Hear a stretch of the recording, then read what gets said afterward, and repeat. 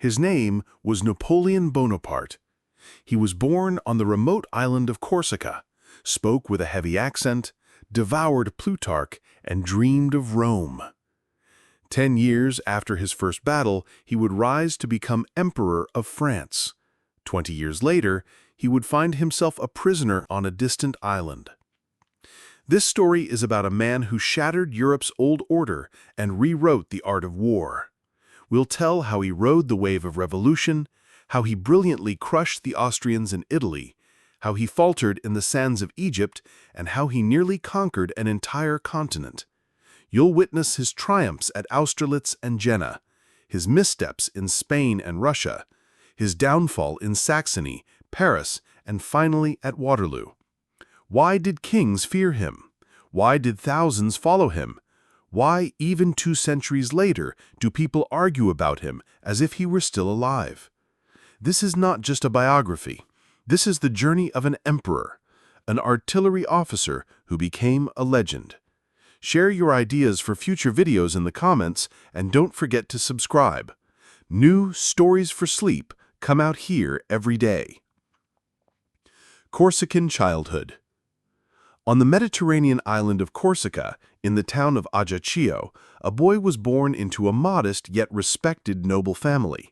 His name was Napoleon Bonaparte. The island had only just been annexed by France, and the transition was painful. Corsicans did not think of themselves as French. They were proud, fiery, freedom-loving people, raised in traditions of resistance. Only yesterday the island had fought for independence under Pasquale Paoli, but today the cannons were silent, and French officials had replaced Corsican law with their own. Carlo Bonaparte came from an old but poor noble family. Intelligent and ambitious, he adapted quickly to the new order, traveled to Paris, made connections, and even secured a place in the king's council. For many Corsicans, this was betrayal. Carlo, once a son of the soil, was now seen as a servant of occupiers. But he believed otherwise. He wanted a better future for his children. It was thanks to his ambition that the Bonaparte family gained the chance to send their eldest son, Napoleon, to study in France. Napoleon was not French in language or spirit. At home he spoke a Corsican Italian dialect and spoke French poorly, with a thick accent. At age 9, he entered the military school of Brienne, where he was an outsider, a provincial noble's son with worn shoes, a gloomy face, and a fiery temper. He was poor, proud, and socially awkward. Classmates mocked him, calling him the little Corsican, ridiculing his accent and manners. He stayed silent, not from fear, but from defiance. He bottled up his anger, and with that anger came focus. While others played, he studied. While others left for holidays, he stayed in the library. In letters to his parents, he complained of loneliness and coldness from peers. But already a conviction grew in him. No one will give me anything. I will take it myself. He idolized Caesar, Alexander the Great, and Plutarch's heroes, copying their deeds and analyzing their strategies. Even then, he sensed he was not destined to be just a soldier, but a man who would shape history. At 15, his father died, leaving the family with little means. Responsibility fell on his mother, Letizia, a stern, strong-willed woman who never wept over fate, but fought it with her teeth. She instilled in her children the belief that the world was harsh and they must be ready. From her, Napoleon inherited not only determination, but also resilience and a sense of duty to his family. Even as emperor, he would look after his brothers, placing crowns on their heads, though often short-lived ones. After Brienne, Napoleon entered the military academy in Paris, the highest step possible for a poor provincial noble. Here, he was no longer merely mocked, he was despised. French aristocrats regarded him as exotic and dangerous, yet Napoleon found his weapon, knowledge. He excelled in mathematics and artillery, graduating first in his class. That achievement won him his first commission, a junior artillery lieutenant in a regiment stationed in southern France. In Auxonne and Valence, He wrote essays on Corsican liberty, dreaming of freeing his homeland from French control. His early writings brimmed with passion and anti-French sentiment, glorifying Paoli as a hero. But when he returned to Corsica to join the resistance, reality struck. Paoli, once his idol, now saw him as too ambitious and unpredictable.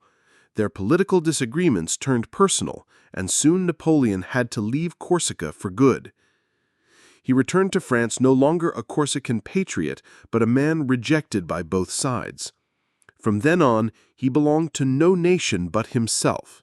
He would become French not by birth, but by conquest, not because he was born in France, but because he would seize it. By this time, France itself stood on the brink of upheaval. The king still sat on the throne, but the ground trembled beneath him. Revolution was in the air. For a man like Napoleon, this meant one thing: opportunity. As the old order crumbled, new men could rise, not by title, birth, or connections, but by ability. Revolution and the opening for a career. By the late 18th century, France was in turmoil beneath the polished surface of monarchy. The economy was strained, drained by endless wars and costly support of the American Revolution. The tax burden fell almost entirely on the Third Estate, peasants, craftsmen, townsfolk, while nobles and clergy lived untaxed and privileged, fueling anger and resentment. King Louis XVI appeared powerless before the looming crisis.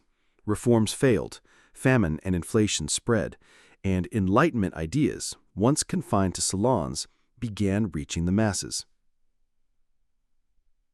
The storm broke in 1789. The Bastille fell, symbolizing the end of the old regime. The king lost his authority, nobles their land, the church its dominance. In place of the familiar monarchy rose a volatile republic where anything was possible, both meteoric rise and sudden ruin. For young men like Napoleon, this was a historic chance. He was just 20 when the revolution began, an artillery officer with neither wealth, noble title, nor connections. None of that mattered anymore. The revolution didn't just open doors, it tore down walls. The army desperately needed capable officers. Noble commanders were fleeing en masse, leaving empty posts. It was Napoleon's chance. He first drew real attention in 1793, during the siege of Toulon, a strategic port seized by royalists and handed over to the British. The siege dragged on, the commanders hesitated, but the young artillery captain proposed a bold plan: capture Fort Egulé, which overlooked the harbor and controlled the outcome of the entire operation. Despite his youth and low rank, Napoleon pushed his plan through and succeeded. French forces took the fort, the British abandoned Toulon, and Bonaparte, at just 24, was promoted to brigadier general. Paris learned his name. Some admired his courage and brilliance. Others whispered he was dangerous, too independent, rising too fast. His career was aided by powerful allies, including Augustin Robespierre, brother of the Jacobin leader. But when Robespierre fell in 1794, Napoleon too was arrested and briefly detained, his future hanging by a thread. Luckily, political tides shifted again, and within months he was released, though sidelined with a desk job in the Army's topographic department.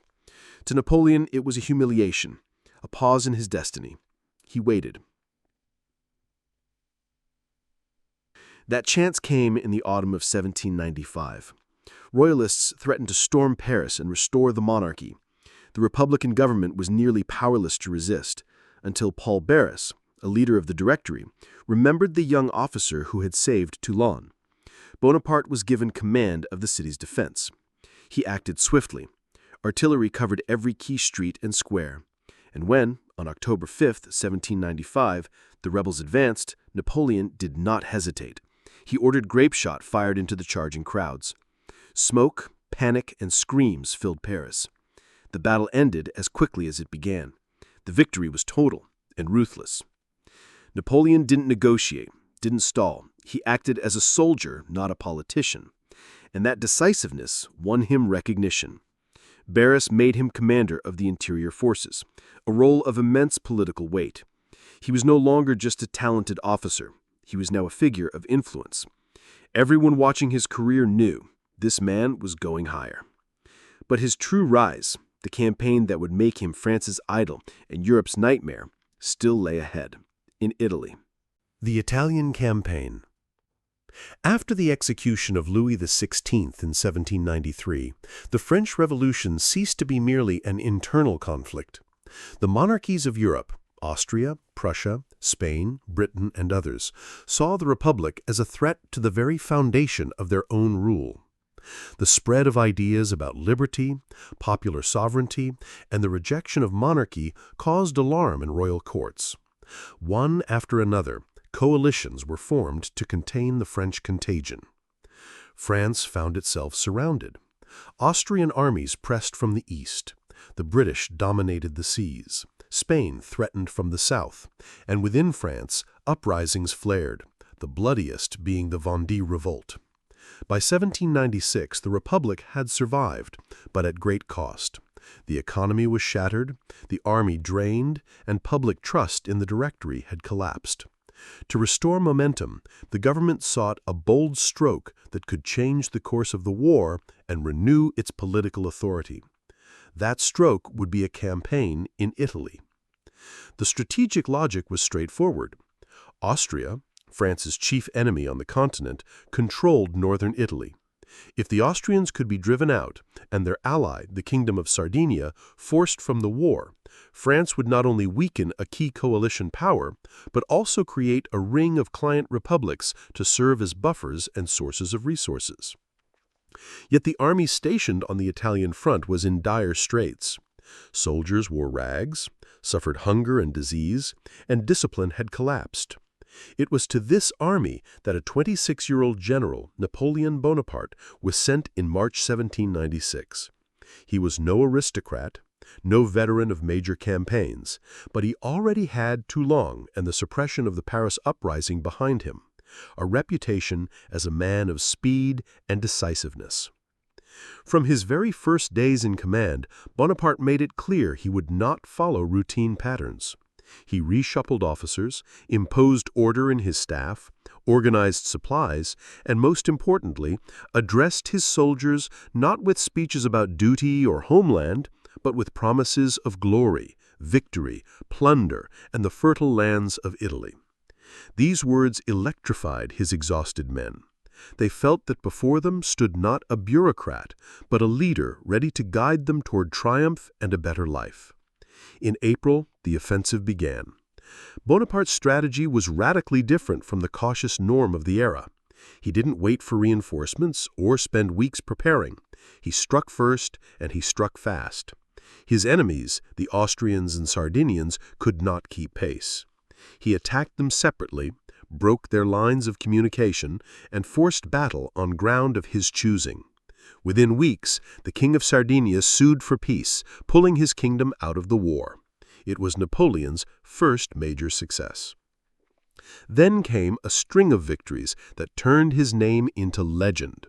At the Battle of Lodi, Austrian forces held the far side of the Adda River, covering a narrow bridge with artillery fire.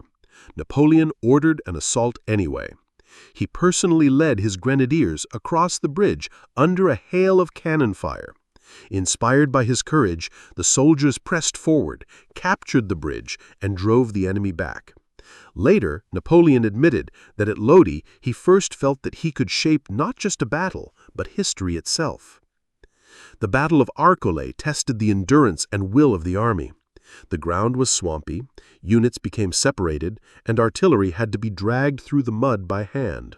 Still, Bonaparte rallied his men. At a critical moment, he seized a flag and charged onto the bridge under fire. He was nearly killed, even tumbled into the river, but his soldiers followed. The enemy retreated. Victory came not by numbers, but by sheer character. The climax came at Rivoli. The Austrians launched a massive effort to break the siege of Mantua, throwing in superior numbers. Outnumbered, the French exploited the terrain, held the high ground, and struck at the flanks. The battle raged for 2 days. The result was a decisive Austrian defeat. Thousands taken prisoner, cannons and standards captured. Soon after, Mantua surrendered. Italy lay under French control. But Napoleon's ambitions reached beyond military triumphs. He began reshaping the political map of the region. On conquered lands, he established sister republics, the Cisalpine, Ligurian, and Roman republics. On paper, these states were free and inspired by ideals of liberty and equality. In practice, they were French satellites, providing soldiers, money, and supplies. The French army fed and clothed itself at Italy's expense. Meanwhile, art, books, coins, and treasures flowed out of Italian museums and monasteries towards Paris, destined to adorn the future Louvre. Officially, it was the liberation of art. To many, it looked like systematic plunder. With Mantua fallen and Austria battered, Napoleon advanced towards Vienna. Alarmed by his rising power, the Directory ordered him to halt. Negotiations followed. In October 1797, the Treaty of Campo Formio was signed. Austria recognized all French gains in Italy and ceded territories along the Rhine. For the first time since the Revolutionary Wars had begun, the French Republic achieved a complete and formally recognized victory. Napoleon returned to France in triumph. His name was known even among those indifferent to politics. He had become the Republic's hero, the symbol of a new age, a man whose will and determination proved stronger than the old empires. Yet in his mind, a new vision was already shaping, a campaign unlike any before, not in Europe, but in Egypt. Egyptian campaign.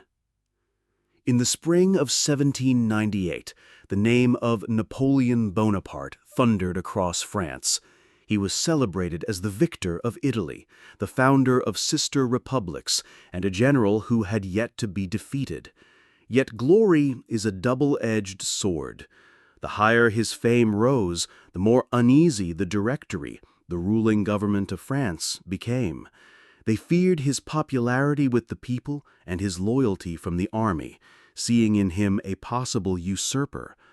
At the same time, they understood that removing him outright would be dangerous. Their solution was clever. They offered him command of an expedition, not in Europe, but in distant Egypt. The plan had both political and strategic logic. France could not risk a direct invasion of England. The Royal Navy remained too strong. But striking at Britain's trade routes to India through Egypt could shift the balance. Though nominally under Ottoman rule, Egypt was a key gateway between Europe and Asia. If France controlled it, it could threaten British power in the East. Napoleon accepted eagerly. For him, Egypt was more than a military operation. It was a chance to match the legendary exploits of Alexander the Great, a hero he admired since youth. He imagined himself not only as a conqueror, but as a bringer of knowledge and civilization to the East. In May 1798, a massive fleet sailed from Toulon. Over 300 ships carried 35,000 soldiers, cavalry, artillery, and, remarkably, 167 scholars, mathematicians, astronomers, engineers, linguists, naturalists. This was not merely an army. It was a mission of enlightenment. Portable presses, laboratories, and scientific instruments traveled alongside muskets and cannons. The first stop was Malta, ruled by the Knights of St. John. Napoleon quickly forced their surrender, abolished their feudal system, seized supplies, and within days pressed on toward Egypt. On July 1st, his forces landed near Alexandria and captured the city with little resistance. But marching inland toward Cairo was another matter. The desert heat, lack of water, swarms of insects, and suspicion from the local population turned the campaign into a trial by endurance. Soon the French faced their greatest test, the Battle of the Pyramids. The Mamluks, fierce cavalry warriors who effectively ruled Egypt under Ottoman suzerainty, gathered over 20,000 men. Napoleon countered by forming his troops into massive infantry squares, compact formations bristling with bayonets and supported by artillery at the corners. Before the fight, he delivered the immortal words, "Soldiers, from the heights of these pyramids, 40 centuries look down upon you." The French held firm, their volleys and cannon fire breaking wave after wave of Mamluk cavalry. By evening, the battlefield was littered with the fallen. The way to Cairo lay open. Napoleon entered the ancient city as a proclaimed liberator. He tried to win local favor by presenting himself as a friend of Islam, calling the French enemies only of the Mamluks. He issued proclamations declaring that he had come not as a conqueror, but as a savior. Yet the population remained wary. Tensions soon flared into open revolt, which the French crushed with brutal artillery fire and executions. Meanwhile, disaster struck at sea. On August 1st, Admiral Horatio Nelson and the British fleet caught the French anchored in Aboukir Bay. In a daring maneuver, Nelson attacked from both sides, shattering Napoleon's fleet in one night. The French army was stranded in Egypt, cut off from France. Napoleon, however, refused to despair. He reorganized administration, built fortifications, and established the Institute of Egypt, where his scholars catalogued the land's natural and cultural riches. It was during this campaign that the Rosetta Stone was discovered, a breakthrough that would eventually unlock the mystery of hieroglyphics. Yet, alongside these triumphs came grim realities. Cairo erupted in violent uprisings. French patrols were ambushed, food supplies burned, and executions became routine. Napoleon responded with uncompromising repression, cannon fire in crowded quarters, mass shootings of suspected rebels. By early 1799, he sought to regain momentum by carrying the fight into Ottoman Syria. His army captured Jaffa in a bloody siege, but when they advanced to Acre, they were stopped. The city, reinforced by Ottoman defenders and the British Navy, withstood repeated assaults. Disease, shortages, and exhaustion devastated the French troops. For the first time, Napoleon was forced into retreat. Returning to Egypt, he realized the expedition could no longer serve France's interests. Meanwhile, the Directory in Paris was collapsing under political chaos and public discontent. Napoleon saw his opportunity. In August 1799, leaving his army behind under General Kleber, he slipped onto a small vessel and sailed home. Dodging British patrols, he landed in France in October. His sudden return shocked the nation. Many thought him dead. Instead, he reappeared not merely as a general, but as a man prepared to seize power. The Egyptian dream had failed, but from its shadow, Napoleon's path to the throne. 18th Brumaire, the road to power. By the autumn of 1799, Napoleon Bonaparte returned from Egypt to a France transformed beyond recognition. In his absence, the Republic had sunk into political chaos and economic decline. The wars against the coalition dragged on with mixed fortunes. Resources and manpower were dwindling. Inside the country, corruption, intrigue, and factional quarrels paralyzed the government.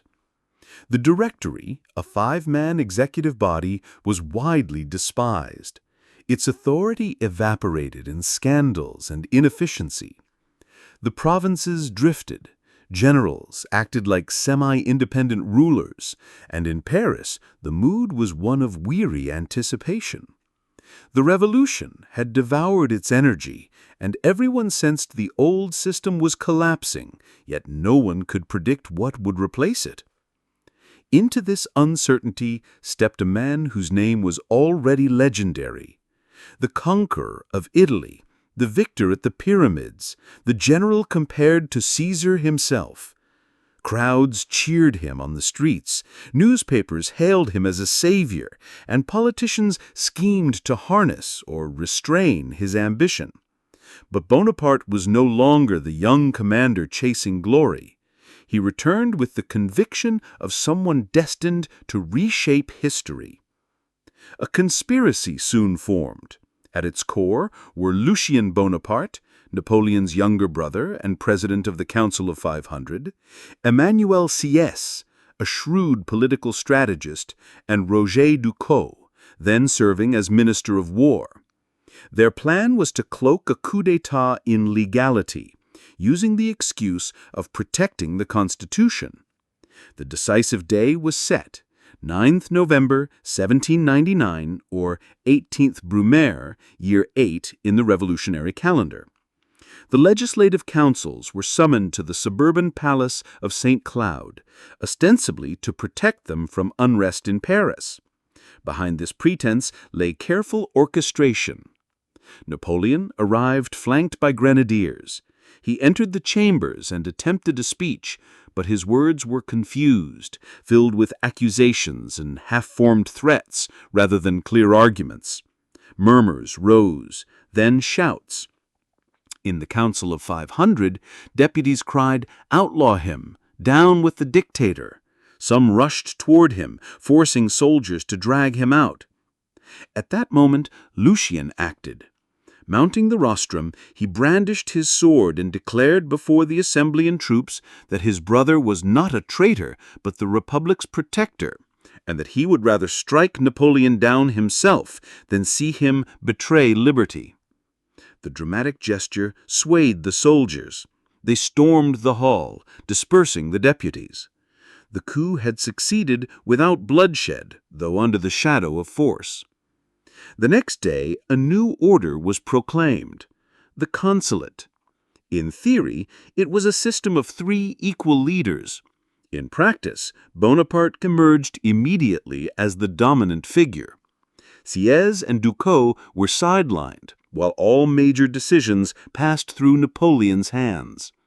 The legislature was reshaped into compliant bodies. The army returned firmly under his command, and sweeping administrative reforms centralized the state. Exhausted by years of disorder, the French people welcomed the change. Newspapers praised him as the man who could end the revolution. He preserved certain revolutionary gains, such as secular education, freedom of conscience, and later the civil code. But the rhetoric of popular sovereignty gave way to the language of discipline, order, and national grandeur. Officially, he was only first consul. In reality, he ruled France. Laws were drafted under his direction, appointments depended on his approval, and the machinery of state bent to his will. The age of revolutionary turbulence had ended. A new era began, the rule of a single man. The crown was not yet on his head, but the country was already in his grasp. Coronation and the Empire. The years that followed the coup of 18 Brumaire marked a striking contrast with the turbulent decade that had preceded them. After revolutions, the terror, civil war, and endless experiments in governance, France suddenly found itself breathing easier. For the first time in years, the country felt stability.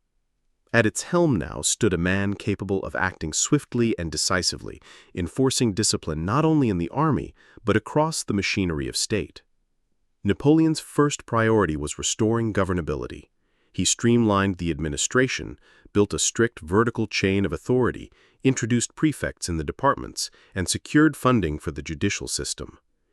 In 1800, he created the Bank of France, which helped stabilize finances. Taxes were standardized, units of measure unified, and the foundations of modern legal codification laid. Everything he did followed one clear principle: order, efficiency, and centralized control. And yet he did not abolish the revolution's gains. On the contrary, he embedded them in a new, rational framework. Freedom of conscience, secular education, the abolition of feudal privileges, and equality before the law were preserved, but now as structural pillars of statehood rather than revolutionary ideals. The rhetoric of popular sovereignty gave way to the doctrine of strong government, capable of holding the nation together. By 1802, when the public had grown accustomed to this new order, a plebiscite asked a simple question: should Bonaparte be made consul for life? The official tally, overwhelmingly in favor, surprised no one. The figures themselves mattered less than the meaning. France no longer resisted personal rule. On the contrary, it craved it. Against this backdrop, the idea of restoring monarchy, though in a new form, ceased to seem heretical. Napoleon had no intention of reviving the throne of the Bourbons. He did not want to be a king of France, chained to the past he had fought against. What he sought was something new, a different title, a new image, a fresh political system. France did not need a dynasty, it needed a founder. And in 1804, the decision was made. Bonaparte would be Emperor of the French. While the state prepared for this transformation, a more personal story unfolded in the background, that of Joséphine de Beauharnais, Napoleon's wife. Born in Martinique, widowed during the Revolution, when her first husband was guillotined, and mother of two, she had long been a respected figure in Parisian high society. 6 years his senior, refined and intelligent, she captured Napoleon's heart in 1795. Their marriage the following spring was impulsive. He sought affection, she security. Despite jealousy and quarrels, they remained together. Joséphine had a gift for diplomacy in salons, easing tensions and even winning over some of Napoleon's bitter opponents. By the time he became first consul, Napoleon not only kept her close, but elevated her status. Though their union produced no heir, and despite criticism from many quarters, she remained central in his life. At his coronation, Napoleon decided she too must be crowned. On December 2, 1804, inside Notre Dame Cathedral, under Gothic arches filled with dignitaries, scholars, generals, and diplomats, the ceremony unfolded on a scale Paris had not seen since the Bourbons. Pope Pius VII himself was present to confer spiritual legitimacy, but the defining gesture came when Napoleon refused to let the pontiff crown him. He lifted the crown with his own hands and placed it upon his head, signaling that his authority came not from tradition or church blessing, but from his own power. Then, turning to Joséphine, he placed a crown upon her head as empress. This was both a personal recognition and a public declaration of her place in the new regime. France now had an emperor, not by bloodline, but by deed. Old institutions were renamed, titles reimagined. The army became imperial, senators pillars of a new order, ministers rebranded as imperial officers. Napoleon's empire was neither a continuation of Bourbon monarchy, nor a mere extension of the Revolution. It was a third model, where law became the instrument of will and order the face of legitimacy. The people embraced it, for it brought results. To Europeans watching from abroad, however, the coronation was less reassuring. In London, Vienna, and St. Petersburg, monarchs saw not stability, but a threat, a new empire rising, built not on divine right, but on military genius and popular will. The War of the Third Coalition. By 1805, France had assumed its new status. With internal reforms in place, a loyal army, and a revived economy, Napoleon now confronted Europe's reaction. His coronation had provoked outrage among the great powers. Britain, France's implacable rival, resumed its blockade and financed new alliances. Austria, humiliated in Italy, longed for revenge. Russia, under the young Tsar Alexander I, joined the effort. Thus, the Third Coalition was born.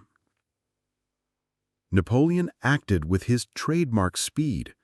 Abandoning plans to invade England, he redirected the Grand Army from the Channel coast to Germany. In a lightning campaign, he encircled and forced the surrender of General Mack's Austrian army at Ulm in October 1805.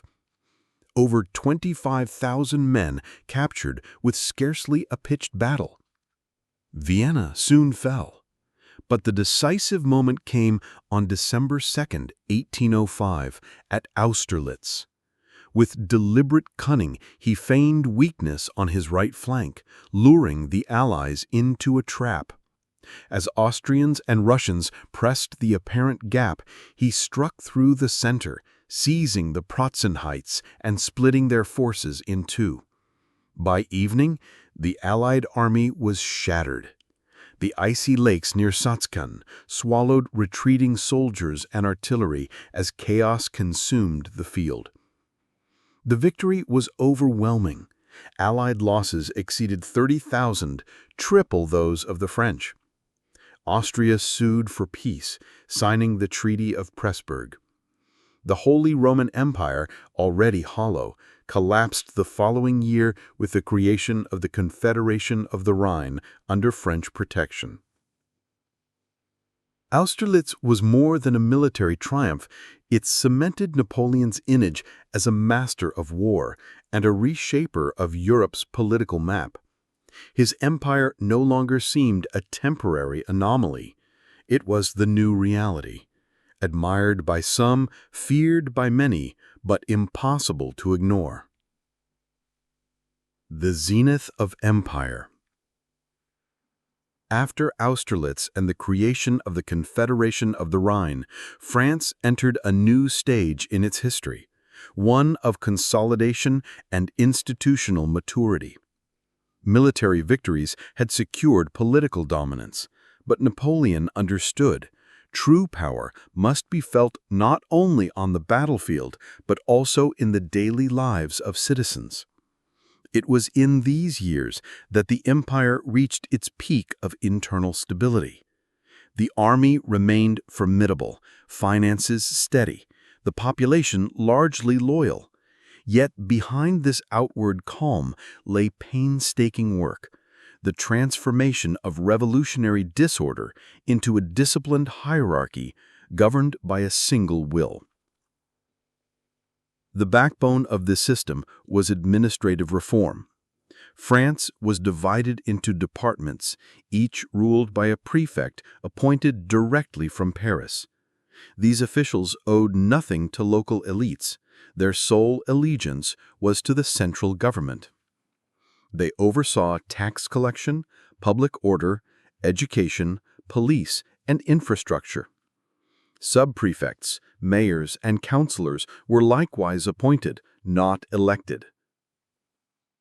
Any vestige of local democracy was erased. Power no longer flowed from below, but descended from above with clarity and finality. To bind this centralized state together, Napoleon turned to law. The Civil Code, later known simply as the Napoleonic Code, became one of the most enduring achievements of his reign. First drafted under the Consulate and published in 1804, it was far more than a legal manual. It was a political manifesto. It enshrined equality before the law, protection of property, freedom of contract, secular marriage, and civil responsibility. Privileges of birth were abolished, feudal remnants eliminated, and justice systematized. Yet the code also reflected its age. It affirmed paternal authority, limited divorce, and kept women in legal subordination to men. For jurists, it was a giant leap toward modern law. For Napoleon, a tool of legitimacy, giving the empire a rational legal foundation from Lille to Marseille. This model was soon exported to satellite states, Italy, Belgium, and the Confederation of the Rhine, becoming a symbol of French-style modernity, secular, centralized, codified. But stability required more than institutions. A new elite had to be forged to replace the nobility destroyed or exiled during the Revolution. In 1808, Napoleon created the imperial nobility. This was not a revival of feudal privilege, but a merit-based aristocracy. Generals, judges, administrators, scholars, and loyal officials were elevated as counts, barons, dukes, rewarded with lands, titles, and pensions. Along with them came coats of arms, ceremonies, and a brilliant court that mirrored monarchical tradition without being bound to dynastic lineage. The saying that every soldier carries a marshal's baton in his knapsack now had its echo in this new hierarchy of honor. Alongside this new order, state propaganda flourished. Artists painted Napoleon as an antique hero. Writers compared him to Caesar and Alexander. Textbooks taught children to see him as the savior of France. His likeness appeared on coins and portraits hung in town halls and courts. Education itself became an instrument of empire. Schools and lyceums trained disciplined, loyal citizens. Universities and engineering schools produced administrators, officers, and technocrats. Careers were now forged not through church or noble bloodlines, but through state service. By 1807, the empire functioned as a finely tuned machine. The economy expanded, trade grew, the provinces were tightly managed, and the army embodied both discipline and glory. Yet this system rested entirely on one man's energy. Napoleon signed hundreds of decrees daily, intervened in lawsuits, urban planning, school curricula, even complaints about bread shortages. Everything passed through him, an image of omnipotence that was also a source of fragility. The Fourth Coalition. By 1806, Napoleon's empire stood at its apogee. Its armies were honed, its laws in force, and its influence stretched far beyond France's borders, across the Netherlands, northern Italy, Switzerland, and much of Germany. To Europe's monarchies, this was no longer a passing revolution, but a permanent imperial order. Some chose resignation, others prepared for a final struggle. In Berlin, Vienna, and St. Petersburg, unease mounted. Prussia, which had stayed neutral during the Third Coalition, grew increasingly resentful as French power expanded along the Rhine, edging close to its own sphere of influence. King Frederick William III hesitated, but his court and officers, steeped in the memory of Frederick the Great, pressed for war. The breaking point came when Napoleon annexed the Duchy of Clevesburg and handed it to his brother-in-law, Joachim Murat, without consulting Berlin. To Prussian pride, this was an insult too great to ignore. In October 1806, Prussia declared war. Its army, untested since the mid-18th century, marched out confident in its old reputation. But Napoleon moved first. With the Grand Army, he struck north in a swift campaign of rapid marches and sudden concentration. By mid-October, his corps closed on the main Prussian forces near the towns of Jena and Auerstedt. On October 14, two battles unfolded simultaneously. At Jena, Napoleon himself faced the aging and indecisive Duke of Brunswick. The Prussian lines wavered under French pressure. By midday, reserves shattered their defense, turning retreat into rout. At Auerstedt, meanwhile, Marshal Davout, commanding only 26,000 men, stood against over 60,000 Prussians.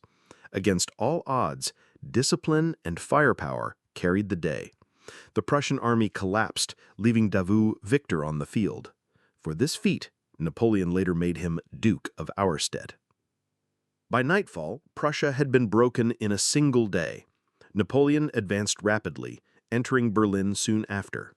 There he imposed order with characteristic thoroughness, seizing arsenals, controlling bridges, quartering troops in palaces and barracks. But he also struck at Britain, Prussia's ally, and France's greatest enemy. From Berlin, he issued the Berlin Decree of October 1806, launching the Continental System, a sweeping economic blockade against the United Kingdom. All ports under French control or Allied states were closed to British goods. Neutral nations had to choose between trade with London or Paris. English ships and products were subject to seizure. Napoleon hoped to choke Britain's commerce, denying it access to European markets. Though smuggling and resistance undermined its effectiveness, the gesture itself was bold. He was waging war not on armies, but on an empire of trade. Meanwhile, remnants of the Prussian army retreated eastward, linking up with incoming Russian forces. What began as a war against Prussia soon became a struggle against Russia. A new, harsher campaign loomed in the snows of Poland. For now, Napoleon stood triumphant in Berlin, his empire at its peak, yet already straining against the vast geography and resistance of Europe. The war with Russia. By the winter of 1806, France stood deep in the heart of northern Europe. Prussia lay shattered, its capital occupied, its army broken, its monarch fleeing into exile. Yet Napoleon's triumph was incomplete. The true rival, the very power for which the Fourth Coalition had been formed, had not yet taken the field. Russia, under Tsar Alexander I, determined to halt the spread of Napoleonic influence, was steadily concentrating its forces in the former Polish territories to the east. The winter campaign promised to be grueling. Napoleon's Grand Army, exhausted from the march through Saxony and the recent battle at Jena, now faced an unfamiliar challenge: harsh northern weather and supply difficulties. But the emperor was unwilling to wait for spring. His aim was to strike before the Russians could firmly entrench themselves. By early 1807, French forces advanced northeastward. The first major clash came in January at the Battle of Jonkovo, where General Bennigsen managed to withdraw his army in good order. Napoleon tried to pin him down and force a decisive encounter, but the Russians skillfully evaded him. In February, the Russian army established positions near the town of Preußisch Eylau, surrounded by snowbound fields. From February 7th to 8th, 1807, one of the bloodiest battles of Napoleon's career unfolded there. Snowstorms blinded the troops, artillery sank into drifts, and men struggled to navigate the frozen terrain. More than 100,000 soldiers faced each other, with not only the Russian army, but also the merciless weather resisting the French advance. The first day was chaos. French assaults on the Russian center were met with stubborn defense. Cannon fire proved useless as round shots sank into the snow. Cavalry charges faltered. Fighting raged village by village, farmstead by farmstead. By nightfall, Napoleon realized he could not break the stalemate. Soldiers collapsed together on the frozen ground, many succumbing to the cold. The next morning, salvation came with the arrival of Marshal Davout's corps from the south, enabling a renewed offensive. Still, the Russians withdrew in good order, bloodied but unbroken. Losses were staggering, over 20,000 on each side. The snow turned red and black with blood. Even Napoleon, usually eager to declare his victories glorious, refrained from triumphal speeches. For the first time, he had fought a battle he could not claim as an unequivocal success. And perhaps the first time he understood that war in the East would be of a different kind. When spring returned in 1807, fighting resumed. The French pushed forward with difficulty. Roads dissolved into mud, supplies faltered, soldiers sickened. Yet Napoleon pressed on, knowing that only a decisive victory before new allies joined Russia, perhaps Prussia or Sweden, could reshape Eastern Europe to his will. The climax came at the Battle of Friedland on June 14, 1807. Confident in their numbers and morale, the Russians chose to attack. Bennigsen, however, made a critical mistake. He deployed his forces with a river at their backs, leaving no room for retreat. Napoleon immediately seized the advantage. French artillery pounded the Russian lines, infantry surged in waves, and cavalry cut off escape routes. By afternoon, the Russian army was being driven in panic toward the bridges over the Alais River. Chaos ensued. Bridges collapsed. Soldiers, wagons, and horses were swept away. Russian losses exceeded 20,000. The French also paid dearly, but the victory was total. The collapse of Russian resistance shattered the coalition's hopes. Tsar Alexander, realizing continued war risked disaster, agreed to negotiate. The meeting took place at Tilsit on the Neman River, where a pavilion was built upon a raft at midstream, a neutral stage for two emperors. Accounts suggest their personal rapport was immediate. Alexander, youthful, charming, and fluent in French, impressed those present. Napoleon, self-made, calculating, and commanding, inspired admiration in turn. The outcome was the Treaties of Tilsit, signed in July 1807. Russia withdrew from the war, effectively becoming an ally of France, and Alexander pledged to join the continental blockade against Britain. In return, France recognized Russia's interests in the East. For Prussia, however, the treaties were disastrous. Nearly half its territory was lost, including Polish lands where Napoleon created the Grand Duchy of Warsaw, a nominally independent state but firmly under French control. Prussia was reduced to a vassal, and King Frederick William III was left humiliated, waiting his turn to bow before the French emperor. After Tilsit, Napoleon held sway over almost the entire continent. From the Atlantic to the Vistula, from Hamburg to Naples, French law, language, and administration prevailed. What once seemed impossible had been achieved. Europe had been divided between France and Russia, and a new geopolitical order imposed. Yet shadows already darkened the triumph. The blockade of Britain faltered as smuggling flourished. In Spain, popular resistance simmered, and Alexander, though allied for the moment, had no intention of forever bowing to Paris. Still, for now, the empire basked in its glory. Soldiers marched to the blare of trumpets, supply convoys rumbled westward with grain and gold, and Europe seemed, if only for briefly, as though its history had reached an end, when in truth it was only entering a new chapter. The Spanish Campaign. After the triumph at Tilsit, Napoleon's empire appeared unshakable. Peace had been secured with Russia in the east, Prussia was crushed in the north, and Italy was bound to France in the south. Yet one adversary remained beyond his grasp: Britain, the island power that could not be subdued by naval battles, blockades, or diplomacy.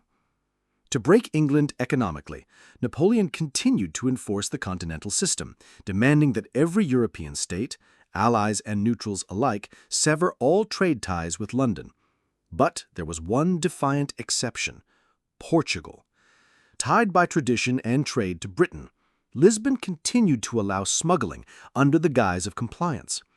To bring Portugal to heel, Napoleon needed to march through Spain. Officially, Spain was a French ally, though it was ruled by the aging King Charles IV and his unpopular minister Godoy. French troops first crossed the Spanish frontier under the pretense of a joint operation against Portugal. But what began as a limited intervention quickly turned into a full-scale occupation. Napoleon behaved not as though Spain were an ally, but as if it were already a vassal state. In Paris, this was seen as just another step in building a pan-European empire. In Spain, however, it felt like humiliation. The royal family itself was divided. Charles IV and his son Ferdinand openly clashed, and Napoleon exploited the discord. Summoning both to Bayonne, just across the French border, he forced Charles to abdicate and stripped Ferdinand of his brief claim to the crown. Napoleon then offered the Spanish throne to his brother, Joseph Bonaparte, until then King of Naples. In theory, France had gained another client monarchy. In practice, it had opened the gates to one of the bloodiest struggles of the Napoleonic era. On May 2, 1808, Madrid erupted. Civilians armed with knives, muskets, and sheer fury stormed French garrisons. Murat, commanding in Spain, crushed the rebellion with merciless brutality. Executions in public squares, shootings without trial, and streets running red with blood. But Madrid was only the spark. Uprisings spread like wildfire through Zaragoza, Valencia, and Seville.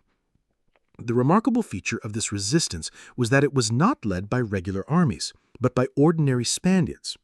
Peasants, monks, artisans, and deserters took up arms. Thus was born the modern guerrilla war, unpredictable, decentralized, but devastatingly effective. For the French, trained to defeat organized armies, this was an entirely alien kind of conflict. Every village might harbor enemies. Convoys were ambushed, bridges blown up, supplies stolen. Napoleon's soldiers were forced to march through hostile terrain where even a beggar on the roadside could be a spy or an assassin. Joseph Bonaparte sat on the throne in Madrid, but he ruled little beyond the capital. Victories in the field, such as Ocaña or Medellin, yielded no stability. Once the French departed, insurgents reclaimed the ground. Repression only fueled further hatred. Spain became a graveyard for imperial dreams, draining troops and resources Napoleon needed elsewhere.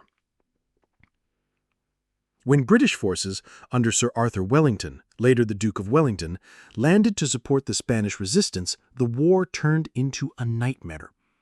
Small though they were, the British brought discipline, coordination, and a steady flow of supplies.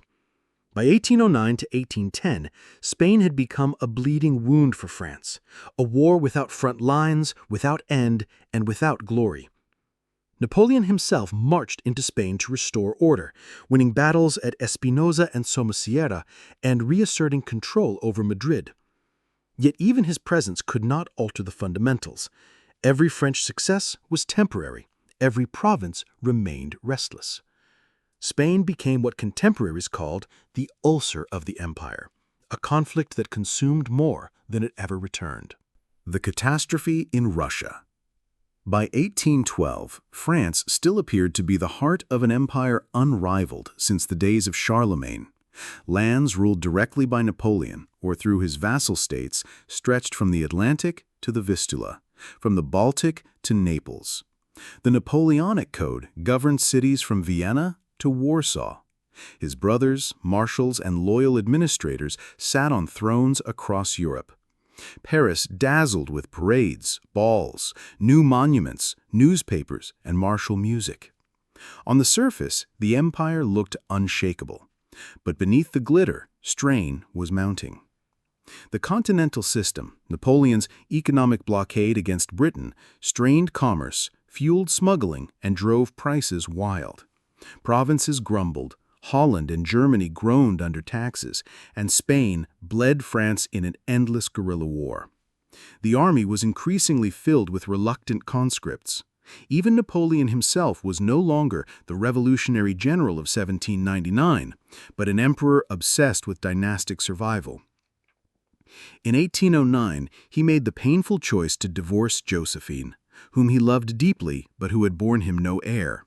He soon married Marie-Louise, daughter of the Austrian emperor, a union meant to give him legitimacy among Europe's ancient dynasties.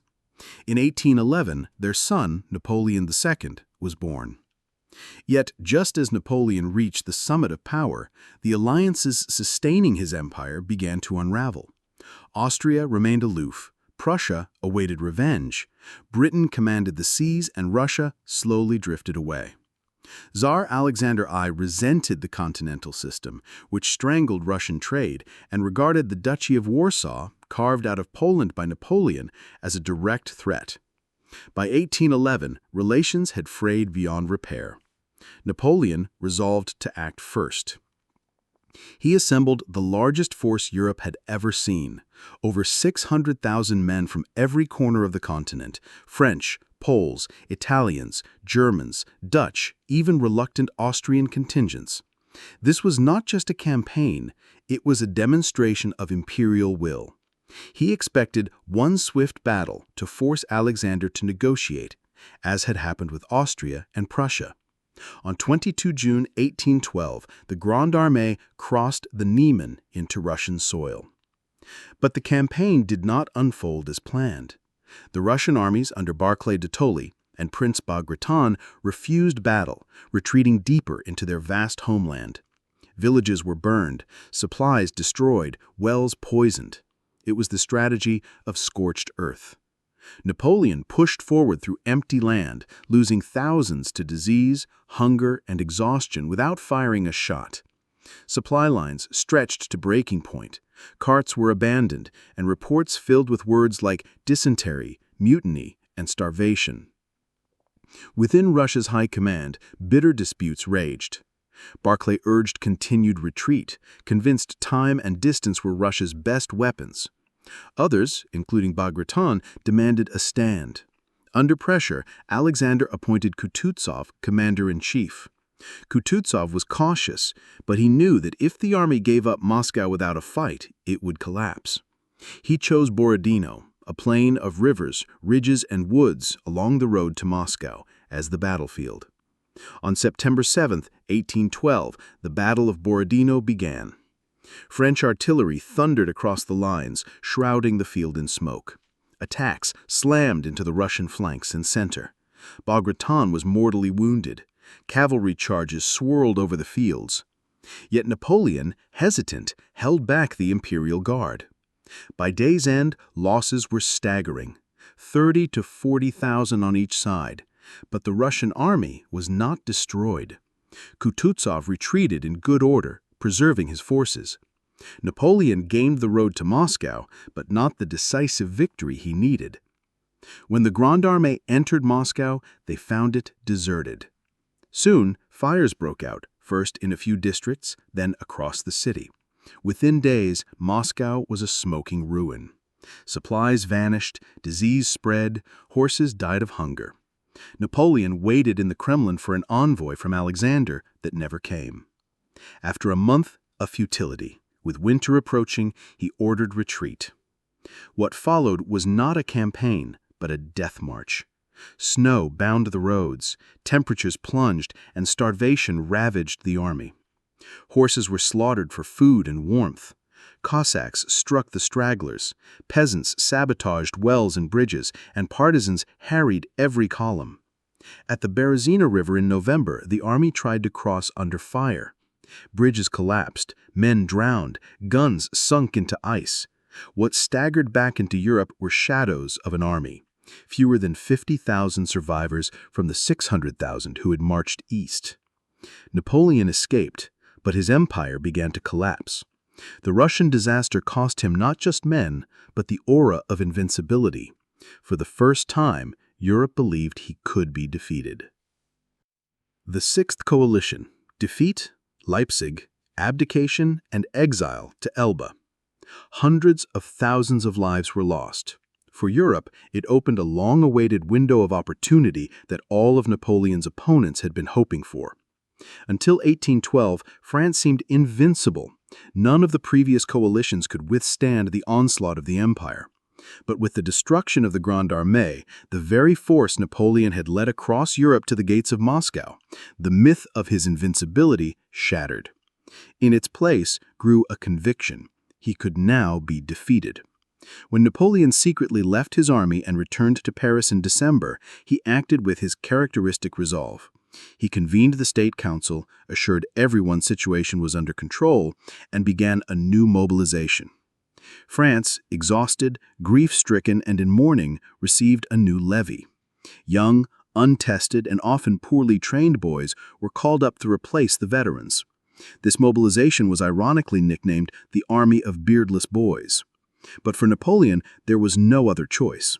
He knew the coalition was preparing for a new war, and he was determined to strike first. In the spring of 1813, the French army crossed the Rhine once more. But this time, everything was different. They faced not only Russia. Now Tsar Alexander I joined Prussia, until recently a vassal state, forced to endure occupation and pay tribute. Sweden also joined, whose crown prince was the former French Marshal Bernadotte, now fighting against the man to whom he had once sworn allegiance. Austria, while still neutral, watched and waited. The French army, replenished with hastily assembled units, scored several victories in Saxony, notably at Lutzen and Bautzen. But these were defensive victories. They did not lead to a strategic breakthrough, nor force the coalition to capitulate. The Allies temporarily requested an armistice, but during these negotiations, it became clear their goals were irreconcilable. The coalition demanded France return to its 1791 borders and renounce its controlled territories in Italy, Germany, and the Netherlands. Napoleon refused. For him, this was tantamount to the collapse of his empire. The war resumed with renewed fury in the summer of 1813. Now, Austria openly entered the fray, despite the dynastic alliance. Napoleon's wife Marie-Louise was the daughter of the Austrian emperor. Vienna had decided to side with the winners. France was surrounded. Russians advanced from the east, Austrians from the south, and the British under the Duke of Wellington from the north and in Spain. Within Germany itself, national resistance grew stronger. The previously subdued Germans were now rising up. Universities, student unions, and secret societies were inspired by ideas of liberation from French oppression. Unrest erupted in cities. French garrisons increasingly felt like occupiers. By autumn, it was clear a decisive clash was inevitable. It occurred in October near Leipzig, a city at the intersection of key roads and rivers. On one side was Napoleon's army, some 200,000 men, weary but still formidable. On the other were the forces of the Sixth Coalition, nearly 350,000 soldiers, Russians, Austrians, Swedes, and reserve corps from Saxony and Bavaria. The Battle of Leipzig raged for 4 days. The first day saw limited action. The French held their positions, but with each day the Allies intensified their pressure, bringing up reserves. On the third day, a full-scale offensive began. Napoleon, lacking sufficient strength to hold the front, ordered a retreat. On the night of October 19th, the crossing of the Elster River began, but due to a tragic error, the bridge was blown up prematurely. Thousands of soldiers were cut off from the main force, killed, captured, or drowned. Among the dead was Marshal Poniatowski, the only Pole among the empire's marshals who fought to the end and drowned trying to swim to safety. The Battle of Leipzig, known as the Battle of the Nations, became the largest engagement of the era. Combined casualties exceeded 100,000, but most importantly, it was a turning point. After it, the French army was not just retreating from a battlefield, it was retreating from Central Europe. Over the winter, Napoleon lost control of Germany. Bavaria, Saxony, the Westphalian territories, the Confederation of the Rhine, all former allies now switched to the coalition. Revolts began in Holland. Anti-French units formed in Switzerland. Prussia liberated Berlin. Austria took the Tyrol. Even in Italy, the French administration began to crumble. Napoleon retreated to the Rhine. He was no longer the master of Europe. His world was shrinking. St. Helena, the final years. When the English ship HMS Northumberland set sail south, everything was already decided. Napoleon no longer belonged to France, Europe, his army, or even to current history. He was leaving the world in which he had acted and entering a world of memories, reflections, regrets, and slow decline. The journey took 2 months. He spent the summer of 1815 in his cabin, gazing at the endless horizon. He did not participate in the traditional equatorial ceremonies. He knew this was not just a voyage, it was a funeral procession while he still lived. The island of St. Helena, where he was to spend his remaining days, was exactly as the British had intended, harsh, isolated, and bleak. Cliffs, wind, the boundless ocean, a garrison, and silence. He arrived in October 1815 and soon settled in Longwood House, a gloomy, wind-swept residence on a highland where no ship could be seen on the horizon. It was a prison without bars, escape from which was impossible due to geography. A few loyal officers, servants, and doctors remained with him, including General Bertrand, Marshal Gourgaud, and Count Las Casas. Las Casas would become his first interlocutor and the first chronicler of these years. Napoleon dictated his memoirs to him. During long evenings with the wind howling outside, he spoke of Egypt, Toulon, Marengo, Austerlitz. He revisited past campaigns, analyzed his defeat, justified himself, explained, and argued no longer with opponents, but with history itself. These accounts became the basis for the famous memoirs from St. Helena. Napoleon was recreating himself anew, not just as a military commander, but as a figure of destiny. He spoke not as an exile, but as a prophet. For him, this was the final battle, a battle for how he would be remembered, and he did not intend to lose it. But the years took their toll. The humid climate, stress, poor diet, and conflicts with the new British governor, Hudson Lowe, who strictly controlled his every step, all eroded his health. He suffered from pain, insomnia, fatigue, and irritability. In letters, he increasingly complained of loneliness, the betrayal of Europe, and the injustice of his fate. He read extensively Cicero, Livy, Plutarch, spent hours in the garden walking slowly among the bushes, and sometimes simply sat by the window watching the gray fog when it rained. He continued to follow politics, received old newspapers, discussed the situation in France, and predicted revolutions. He lived in the past, but thought about the future. In the spring of 1821, his condition deteriorated sharply. Doctors suspected stomach cancer, the illness that had killed his father. The symptoms were agonizing. He lost weight, suffered from fevers, and could not eat. His final weeks were spent mostly in bed. He no longer had the strength for dictation or walks. On May 5, 1821, in the afternoon, he asked for his will to be read to him. In it he requested to be buried on the banks of the Seine, beside the French people whom he said he had always loved. Towards evening, he lost consciousness. His last words, according to eyewitnesses, were, "France, Army, Vanguard, Josephine." He died far from his homeland, without glory, without crowds, without flags. His body was placed in a modest sarcophagus and buried under a willow tree in the shade, with no monument or epitaph. His name was not written on the grave, only C.G. Here lies. But his rest was not to be long. 20 years later, in 1840, France requested and received permission from England to return Napoleon's remains to his homeland. Millions met him in Paris. A funeral barge carried him down the Seine. The streets were lined with flags. People wept. Boys dressed in uniforms. Old men remembered the campaigns. He was entombed in Les Invalides, in a massive crypt under the dome, where even the architecture bows before his name. Thus ended the journey of the man who began as an unknown artillery officer from Corsica and became the symbol of the most turbulent era in European history.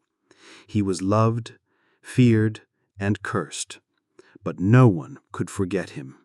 For as it would once be said of him, he was not merely a man, he was an era doing battle with eternity. Legacy. He lived only 51 years. Less than many rulers, less than many generals. Yet his life contained enough drama and achievement to fill a century. He rose with meteoric speed and fell with a deafening crash. He was an artillery student and the master of Europe, an outcast and a lawgiver, a dictator and a reformer. He embodied both cruelty and genius, cold calculation and a fiery belief in destiny. He left behind no lasting dynasty, no stable system, no peaceful legacy. But he left an era. After him, nothing was ever the same again. War changed, politics changed, Europe changed. He destroyed the old order, but in his ruins he sowed new ideas. Equality before the law, civil liberties, the right to advance by talent. Centuries have passed, but the debate about him never ends. To some, he is a despot and a usurper. To others, a genius and a hero. To all, he remains an enigma, a figure one wants to return to again and again. Empires vanish, monuments crumble, but the history told in the first person, The story of a man who challenged the whole world endures.